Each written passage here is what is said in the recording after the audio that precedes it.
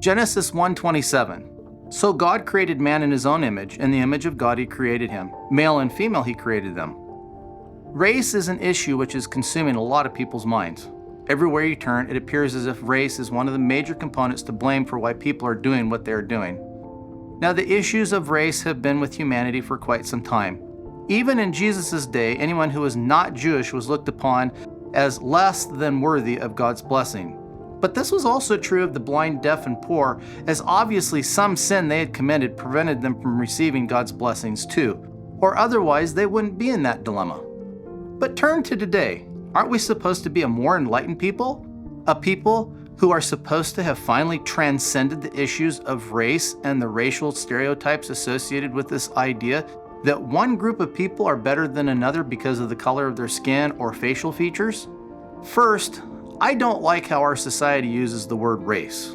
Yes, we have different characteristics which describe, and yes, one of these is based on the amount of melanin in our skin, giving a wide variety of colors from very white to the deepest black.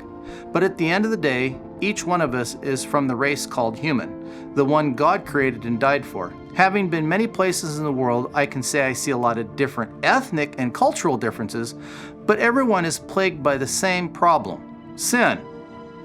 Now, according to science, we are all the same in this regard, but it is science, falsely called, which created the problems of our modern race issues. This view of science is called evolution. Going back to the 1840s, Charles Darwin started composing his book, The Origin of the Species. No longer tied to the literal creation week, Darwin presented long ages and a process of evolutionary development which resulted in high forms of life being brought forth from lower forms of life over this process of time. For Darwin, this explained the differences between the races. As one studies his writings, it becomes obvious that this subjective view saw white Europeans as superior to those of darker skin. The reason, well, white people were farther along the evolutionary path than were those of black, brown, or yellow skin. How truly sad. Reading the Bible, we find the word Adam, the name for the very first person, can point to the brownish color of the earth from which Adam was formed. From this, all skin tones are derived. No one tone is superior to the other, yet this false science, which is taught in far too many schools, is taken as fact. Know that God created and died for every person who has or ever will live.